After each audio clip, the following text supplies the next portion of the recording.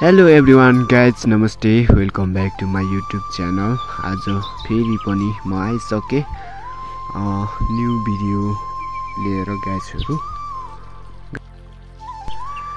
आज चाहिँ विशेष गरी हामी चाहिँ 4 जना निस्किसक्यौं घुम्नको लागि। अहिले बाटोको यात्रामा छौं।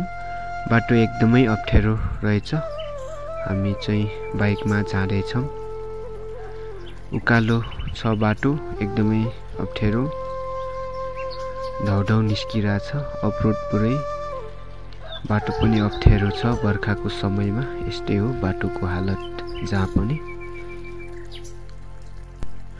यहाँ चाहिँ गाइजहरु माथिदेखि भल पानी आएर, पानी परेर माथिदेखि भल आएर पुरै बाटो बन्द भएको रहेछ।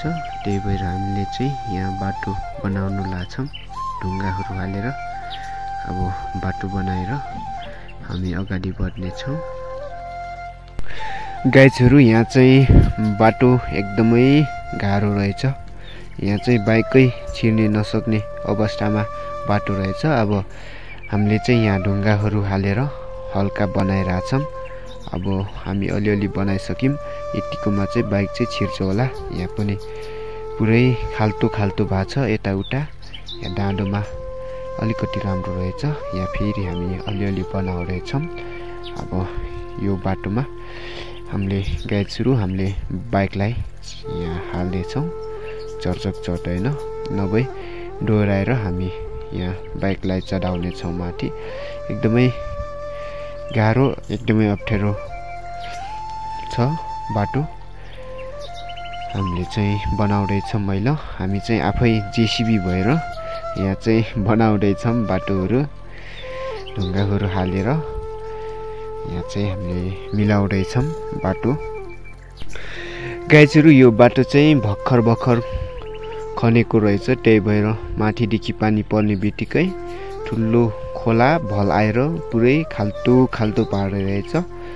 यहाँ चाहिँ बाइकहरू त छिर्छन् होला, तर गाडी चाहिँ सम्भव छैन छिर्नलाई। अब हामी निरन्तर बाइकलाई ढकालेर हामी माथि चढाउने छौं। अड्किरहेछ बाइक। यस्तै हामी ढकल्दै यहाँ पनि डोराएर माथि चढाउने छौं बाइकलाई।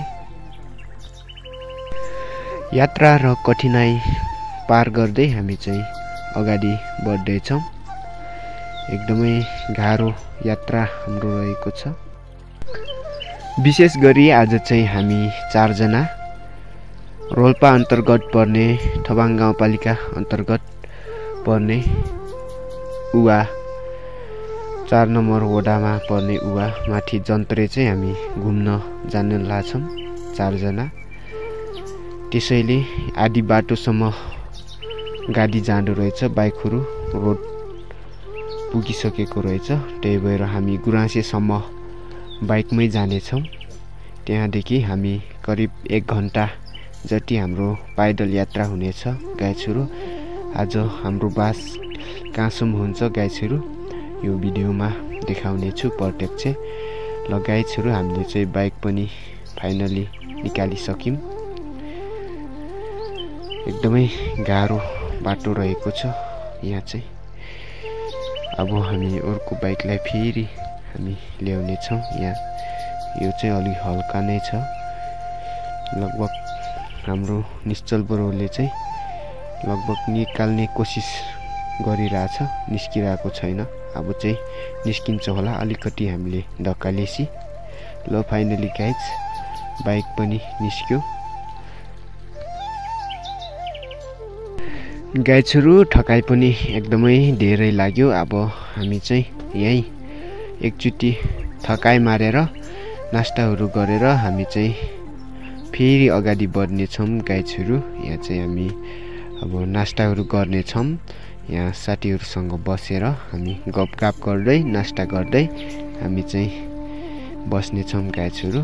अब यहाँ हल्का बसेपछि फेरि हामी निस्किने छौं हाम्रो यात्रामा।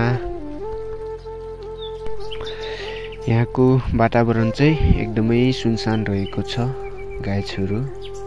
हामी चाहिँ बसेर कोकहरू खाएर हामी चाहिँ गफ गर्दै बस्दै गर्दैछौँ अहिले। यसो साथीभाइहरूसँग भेट हुँदाखेरि यसो रमाइलो हुन्छ भनेर हामी चाहिँ घुम्नलाई जाँदैछौँ। एकदमै रमाइलो भइरहेछ। जे होस् यात्राहरू चाहिँ कठिन पनि उत्तिकै कठिन, रमाइलो पनि उत्तिकै रमाइलो भइरहेको छ। जे होस् गाइजहरू, आज चाहिँ हाम्रो भाग्य चाहिँ एकदमै बलियो नै भनौँ न। हाम्रो लागि चाहिँ आज चाहिँ पानी परेन गाइजहरू। हिजोतिर धेरै पर्थ्यो, आज चाहिँ जे होस् मौसम अलिकति सफा नै रहेछ। हाम्रो लागि चाहिँ पानी परेन। जे होस् अब हामी माथि पुग्ने बाटो धेरै लामो छ। अझै पानी परेन भने हामी चाहिँ सहजै पुग्न सक्छौँ।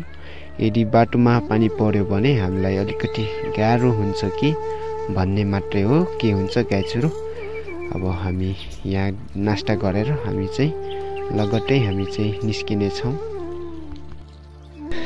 हाम्रो देश नेपाल चाहिँ स्वर्ग नै भनौँ न। स्वर्ग नै हो कि हाम्रो देश नेपाल भनेको चाहिँ। यहाँ चाहिँ धेरै यति राम्रो राम्रो पर्यटकीय ठाउँहरू छन्, यति रमणीय ठाउँहरू छन्। सो जे होस् हाम्रो नेपाल भनेको चाहिँ एउटा स्वर्ग नै हो कि।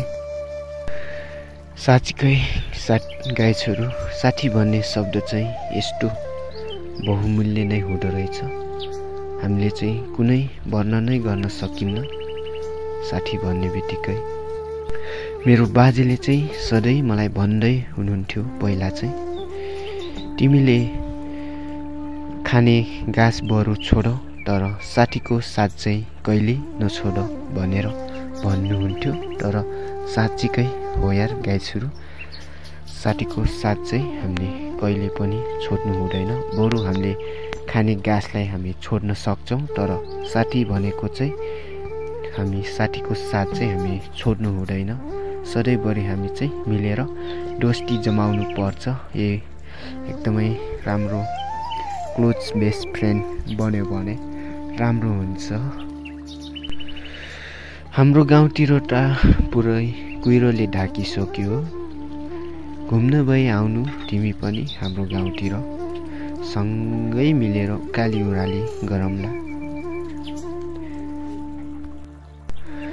गाइजहरू, अब चाहिँ हामी यहाँदेखि फेरि उठेर हामी फेरि बाइकमा हाम्रो यात्रा हुनेछ गाइजहरू। हामी चाहिँ अब लगत्तै निस्किसक्यौँ। बाटो एकदमै फेरि पनि अप्ठ्यारो नै रहेछ। यहाँ पनि माथिदेखि भल आएर खोला आज भोलि बर्खाको समयमा फेरि बाटो चाहिँ यहाँ पनि उस्तै बनाएको रहेछ।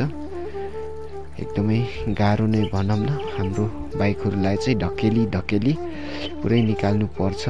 यस्तै छ गाइजहरू, के गर्ने र। नेपालको बाटोको हालत त जहाँ पनि यस्तै हो। फेरि पनि हामी अर्को बाइकलाई फेरि हामी निकाल्न खोज्दैछौँ। बाइक चाहिँ ढल्यो, तर हाम्रो साथीलाई चाहिँ केही भएन। हामी चाहिँ आज चाहिँ ढली बल्ल टल्ल हामी चाहिँ बाटो एकदमै त्यही टायर चिप्लिने त्यही बाटो अप्ठ्यारो हुँदै हामी चाहिँ ढौ हामी चाहिँ गन्तव्यसम्म हामी चाहिँ पुग्यौँ गाइजहरू। अब यहाँदेखि चाहिँ हाम्रो पैदल यात्रा करिब 1 घन्टाको हुनेछ गाइजहरू। हाम्रो पैदल यात्रा सुरु हुन्छ। अब यहाँदेखि चाहिँ हामी बाइकहरू लग्न सक्दैनौँ। फाइनली गाइजहरू, हामी चाहिँ पैदल यात्रामा छौँ। यहाँ चाहिँ गाईहरू चर्दैछन्, हरियाली छ, आफै चर्छन् गाइजहरू। यो गाईहरू चाहिँ हामीले यिनीहरूलाई एउटा गोठालो हुन्छ, बेला बेलामा चाहिँ रेखदेख गर्नुपर्छ। आफै चर्छन् यिनीहरू। गाइजहरू, आज चाहिँ हाम्रो बास चाहिँ यही हुनेछ। आज हामी यहाँदेखि चाहिँ अगाडि बढ्न सक्दैनौँ गाइजहरू। अब हामीलाई धेरै थकाइ पनि लागेको छ। हामी चाहिँ यही अब टेन्ट हालेर हामी आजको रातलाई चाहिँ हामी यही कटाउने छौँ गाइजहरू। हामीले चाहिँ टेन्ट फिट गर्दैछौँ गाइजहरू। अब चाहिँ हामी यही आजको यस रातभरि हामी यही बस्नेछौँ। जे होस् यहाँसम्म हाम्रो यात्रामा चाहिँ पानी परेन, हामी त्यसमै हामी खुसी छौँ गाइजहरू। अब राति के हुन्छ।